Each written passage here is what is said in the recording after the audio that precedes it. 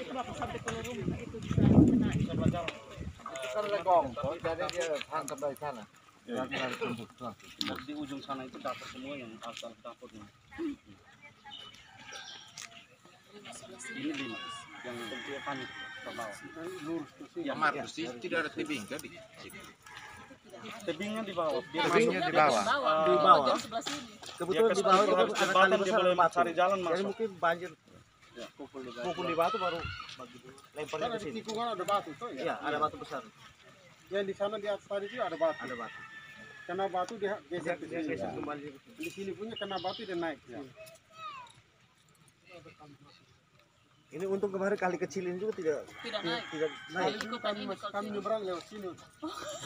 Iya kan waktu jembatan ini dibuat Iya. benar kali. Ya memang lewat tebing situ. Hah? Iya. Ikut kiri sini nyusur kali naik ke di Sulak.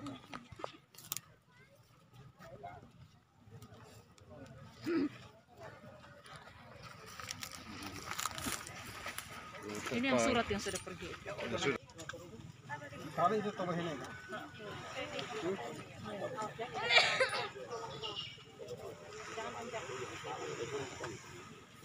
Nanti kami catat dulu, ya, bisa ditulis nanti. Pemerintah sudah kasih informasi kita rumah yang rusak parah untuk nanti dapat bantuan 50 juta, rusak sedang 25, rusak yang 10, kami sementara proses. Tapi Ibu Camat, ini nanti kita tunggu ini karena ada namanya sewa tunggu. Iya, Itu siap. semacam uang kos untuk mama mereka itu tiap kakak itu 500.000 per bulan sambil menunggu proses Siap. mudah-mudahan kita bisa cepat. Siap. Hari Rabu ini kami bisa proses, ajukan ke kementerian sana. Sama. Benar.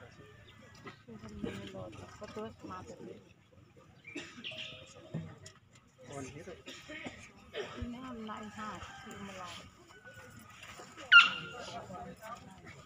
How mau rapau tuan.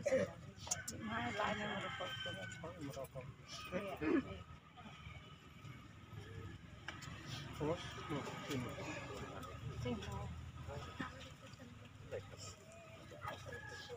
Maksudnya kita ke oh ya, oke. Komentar Pak Penjabat terkait dengan kunjungan hari ini di beberapa wilayah, lebih khusus di wilayah Balaka Timur dan juga Botin Lebele ini seperti apa?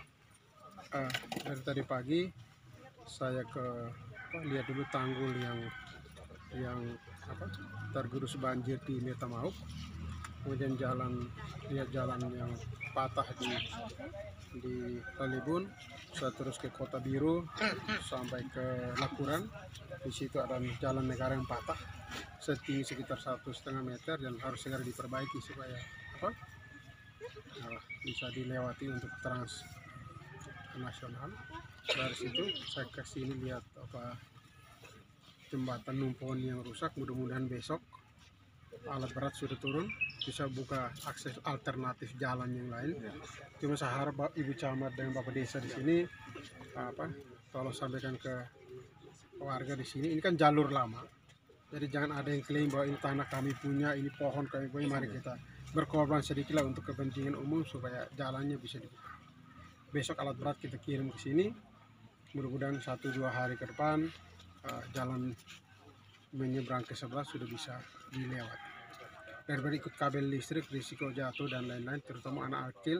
Kemudian tadi saya lihat di bawah kabel itu kan arusnya cukup deras. Kalau anak kecil yang lewat mungkin bisa terbawa. Kita yang besar saya agak hati-hati juga dan itu. Mudah-mudahan besok nanti Pak Kadis ada di sini, Pak Kabit ada di sini. Mudah-mudahan besok alat berat bisa di drop ke sini. Memang kita sudah drop duluan di Benilai. Sekarang sudah dari 1 kilo itu kita sudah buka 700 meter, tinggal 300. Besok kita bisa buka di sini. Mudah-mudahan 1-2 minggu ke depan semuanya bisa normal kembali. Karena ini akses jalan yang penting daripada semua harus ke Talimetan ke Haliluli. Apalagi jembatan di Sasitamian belum bisa dilewati. Ini jalan yang nanti dari sini kami ke Riana, arah ke Bobotin Lebele. Mudah-mudahan dengan upaya yang sama kita bisa buka akses ke sana. Karena kalau ikut mana-mana turun ke Botin Lebele agak susah. Kita coba buka alternatif menuju ke sana. Ya Pak Penjabat, mungkin kaitan dengan 3 yang meninggal itu kan kemarin mereka kubur, istilahnya masyarakat kubur sendiri begitu. Itu bagaimana langkah pemerintah selanjutnya? Nanti sebentar saya coba singgah di sana. Lalu yang berikut Pak Penjabat kaitan dengan posko kesehatan di Desa Numponi, ini seperti apa? Karena sampai saat ini masyarakat juga sudah mengeluh ada yang sakit begitu. Kalau soal posko kesehatan di sini, Ibu Camat tolong gerakan puskesmas di mana-mana di kecamatan-kecamatan, di Melaka Barat, di Melaka Tengah, di Weliman, rumah sakit koordinasi ke puskesmasnya yang bantu ke posko-posko. Nah, di sini kalau kenyataan kalau belum puskesmas belum sampai ke sini, melalui Ibu Camat dan Pak Desa kita koordinasi lagi supaya puskesmas turun ke sini untuk fasilitasi. Obat-obat disuplai dari Dinas Kesehatan, sehingga tidak membebani puskesmas di sini. Mungkin terakhir Pak Penjabat, ini kan baru 1 kali bantuan dari pemerintah setelah pasca bencana kemarin. Lalu langkah selanjutnya seperti apa? Apakah akan terus di dropping karena memang masyarakat di sini ya kita tahu sendiri bahwa banyak keterbatasan begitu di tengah pandemi. Hari ini teman-teman saya ASN, saya suruh mereka berkantor ke desa-desa, satu dinas satu desa. Mereka mengumpulkan data di sana by name by address. Kemudian dengan data yang valid itu kita bisa proses upaya yang lain. Misalnya kita pemerintah Melaka punya cadangan beras BCP, beras cadangan pemerintah 100 ton. Mungkin data yang valid by name by address, bantuan beras itu bisa diambil. Kalau itu sudah selesai, kita masih punya cadangan dukungan beras bantuan pemerintah provinsi 50 ton. Tapi mekanisme yang harus ditempuh adalah kita harus punya data yang valid by name by address, kalau itu harus dipertanggungjawabkan. Dan saya berasnya 1 ton, kita carikan, kita bawa ke sini, dibagi kepada masyarakat. Setelah itu saya yang hanya 1 bulan ini saya yang dibawa kemana-mana karena harus mempertanggungjawabkan itu. Sehingga saya hati-hati benar by name by address. Saya sudah minta teman-teman para camat, para kepala desa, dan hari ini juga tim dari ASN setiap dinas turun ke desa-desa. Mudah-mudahan sebentar malam kami rapat lagi evaluasi data-data itu sudah lengkap, kita bisa dorong. Ya, mungkin satu lagi Pak, ini kaitan dengan tadi Pak Penjabat sampaikan bahwa ada bantuan sekian juta untuk mereka korban yang rumah hilang dan sebagainya. Mungkin bisa dijelaskan. Nah, jadi kami pertemuan hari Sabtu kemarin di Aula El Tari Kupang untuk menerima bantuan dari Kementerian Pertanian. Di situ disampaikan oleh Badan Pak Jenderal dan disampaikan bahwa ada bantuan untuk ada 4, 1 untuk orang warga kita yang rumahnya hancur sama sekali, itu akan ada 500.000 per kakak per bulan. Itu semacam uang sewa tunggu atau uang kos lah bahasa gambarnya. Nah, kemudian kepada warga yang rumahnya hancur nanti akan ada biaya perbaikan, rumah yang rusak sedang ada perbaikannya, rumah rusak ringan ada biaya perbaikannya. Tapi itu kembali ke tadi, by name, by address. Ada nama-nama, jangan sampai kita semua karena ini ada uangnya, terus yang rusak ringan tiba-tiba jadi rusak berat, yang rusak sedang semuanya naik ke rusak berat. Nah, itu yang kita lagi verifikasi supaya yang rusak berat, yang rusak ringan tetap rusak ringan, yang rusak sedang tetap rusak sedang. Itu kira-kira. Cukup.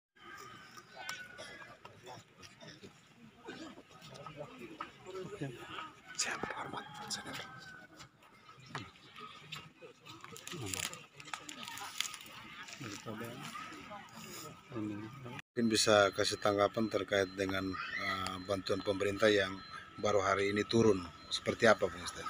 Ya baik, hari ini memasuki hari ke-9 setelah kejadian tanggal 4 April banjir di Desa Numponi itu letaknya di Fatu Kigit itu. Beberapa hari yang lalu saya bersama tim relawan dari Desa Numponi, kami bertemu dengan salah satu anggota dewan yaitu Pak Dovin Dolo dan juga Sekda Kabupaten Malaka. Waktu itu kami pergi menanyakan tentang bantuan yang belum terakomodir. Tapi pada hari ini, tepatnya tanggal 12 April, kami sangat bersyukur karena pemerintahan Kabupaten Malaka, dalam hal ini penjabat Malaka, Wakil DPR Malaka dalam hal ini Pak Devin Ndolo sudah memberikan bantuan bersama dengan pemerintah desa kepada masyarakat, dan itu sangat luar biasa. apalagi ditambah lagi dengan kesepakatan bersama warga bahwa pemerintah daerah akan bertanggung jawab terhadap segala kerusakan. Dalam hal ini yang paling utama adalah rumah warga yang di bawah arus, rusak ringan dan rusak berat. Dan itu sangat direspon positif. Jadi kami sebagai warga, terutama saya sebagai ketua relawan yang ada di Desa Numponi Kabupaten Malaka ini, saya sangat berterima kasih kepada pemerintah kabupaten. Jadi Ya. demikian. Ada harapan untuk bantuan tidak hanya kali ini saja? Ya, artinya begini, intinya harapan kami itu kalau bisa ada kejadian-kejadian atau bencana-bencana seperti ini, setidaknya pemerintah desa langsung menyikapi. Dalam hal ini ya bisa menggunakan dana desa dan lain sebagainya untuk tanggap darurat dulu, karena ini menyangkut menyangkut jiwa masyarakat begitu. Ya, ini kan pemerintah kabupaten kan baru berikan satu bantuan. Apakah ada harapan lagi bahwa pemerintah intens memberikan bantuan begitu kepada masyarakat di sana? Ya, karena begini, untuk sementara warga yang rumahnya di bawah arus itu